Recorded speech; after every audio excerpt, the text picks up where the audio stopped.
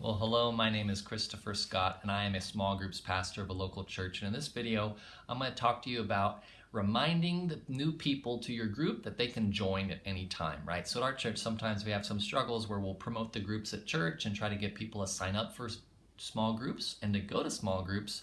But let's say 9 people sign up for the brand new group, but only 3 actually show up. So these are some videos I'm creating to help you as a small group facilitator try to get as many people to show up to your group that sign up and get them to stick with your group and keep going.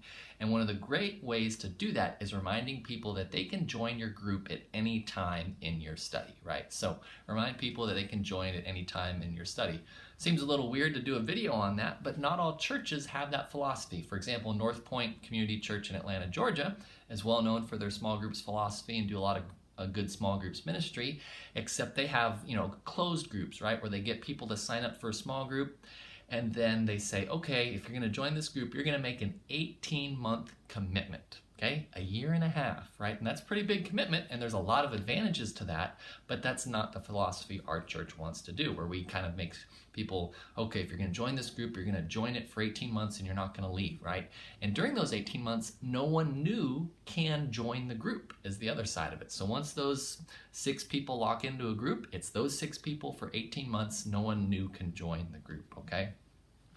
Then there's kind of the opposite approach that Saddleback Church uses in Southern California, where they say, here's a box of stuff, here's a DVD and a study guide, invite 10 of your friends and neighbors and start a group on your own, and they can join and you can get as big as you want, doesn't matter. It's kind of the opposite side, right? Where they just kind of let anybody do whatever they want with their curriculum, right? So that's different church philosophies, but it's different. Our church philosophy is that we always want to be including and welcoming new people into our groups. That's the I in our life group description, L-I-F-E. The I is for including, assimilating new people into our groups, okay?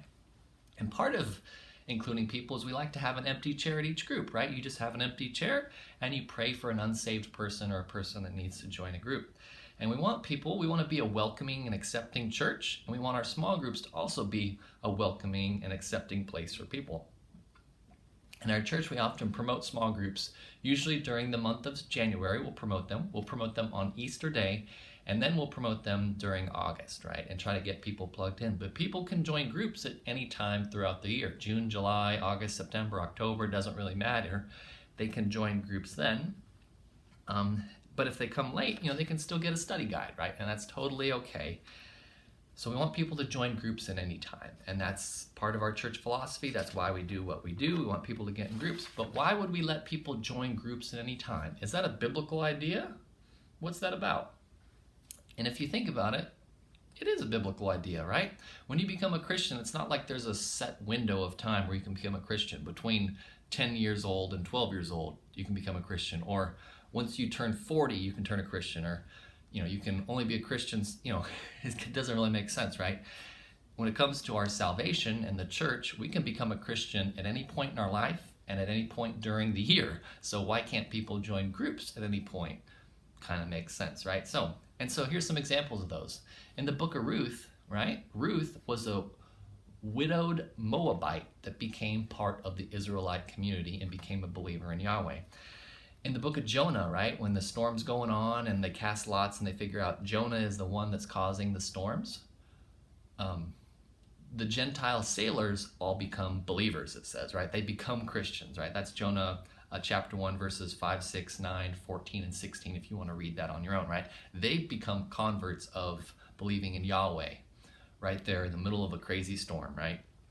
Or in the book of Acts, chapter 8, it talks about the Ethiopian eunuch who is reading the book of Isaiah, and he becomes a Christian right there. They're driving down the road, and he just, I want to become a believer and get baptized. And they find a puddle on the side of the road and baptize him, right? Or Saul of Tarsus, he's on his way to persecute the church in Damascus, and he becomes a believer in Jesus Christ. Or Lydia, right? She's a wealthy woman who's a strong woman and owns a business and is, successful, and she becomes a believer while praying near a river, okay? Or perhaps the best known is in Luke 23 verses 39 through 43 with the thief on the cross. He's about to die, he's lived his whole life, but he becomes a believer in Jesus. And Jesus tells him, I will see you today in paradise, okay? So It's a biblical concept that people can join groups at any time and become a Christian at any time, right? And our motto at church is we want to love God, love others, okay? So we want people to join at any time, and that's also why we're a little specific about, not a little, very specific about what curriculum we want our groups to use, because not all churches have the same philosophy. I referenced North Point and Saddleback. They kind of have the opposite ends. So the curriculum they create and use and distribute is going to reflect those different areas. But we like the Chip Ingram Bible Studies, which I have down here on the ground. It's produced by Living on the Edge as his ministry, Chip Ingram with his teaching. It's topical DVD based, but it's really good. And they support the idea that your group needs to be a close-knit group of people that love each other and support each other, but new people can join at any time. Or the same thing with the Wiersbe Bible Study Guides, right? You know, people can join those at any time. They're going through the book of Galatians. You can start in chapter 4. That's okay. You're reading James. Chapter 4 is just as good as chapter 2. You don't have to read all the chapters of James to figure out what he's talking about in chapter 4. So that's why we're really picky about using specific curriculum, and sometimes we say no to some curriculum because it does not support the things and the culture that we're trying to instill in our small groups and our church philosophy. Not that those are necessarily wrong, it's just a different way that we want to go about doing things, okay? Additionally, our church does a lot of divorce care ministry as well as grief share, which is produced by Church Initiative. 2 great programs, Divorce Care and Grief Share. Both of those are 13-week video-based curriculums, so it's pretty long, 13 weeks, and they regularly talk about how people can join at any time, right? They can show up in week 11, and that's okay. You know why?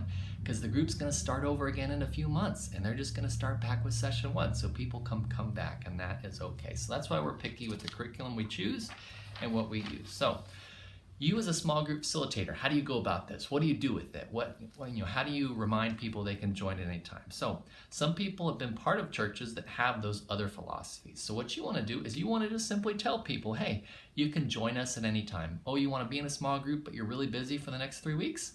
That's okay. I'll let you be for 3 weeks, but after 3 weeks, I'm going to call you and I'm going to invite you, right? That's what you want to do. And tell them, it's okay. Don't stress about it. We'll catch you in week 4. And the great thing about some of the material we use, like the Chip Ingram material, is they can watch the material online. There's a little code in the front of the guide, and they can watch the DVDs online. Or if your group is using a Wiersbe Bible Study Guide, give them the guide and let them do the study on their own each week, and then they can pick up with you once they join a little later. So be sure to remind people, hey, you can join at any time. If you miss a couple weeks, that's okay. We'll see you when you can make it. And I'm going to keep inviting you because I know you want to be in a group. I want you to be in our group, and we love you and want to support you, okay? So, and if they do miss it, let's say they miss a couple weeks, just keep going, keep inviting them, keep going. So I pray for you as you're a small group facilitator. It's hard work, it's tough getting it going, but what you need to do is just remind people they can join at any time, that they can come to your group, they can visit a couple weeks and try it out, maybe try a couple other groups that they don't like and then come to yours. That's totally okay. Just remind people they can join at any time, and that's okay. So this has been a video to help you as a small group facilitator increase the amount of people that show up to your group and keep coming back. If you like this video, you can subscribe up there to get updates on future videos, and then I have a bunch of other tips over there to help you grow the size of your small group in a playlist over there. Thanks for watching, and I hope to catch you again in another video.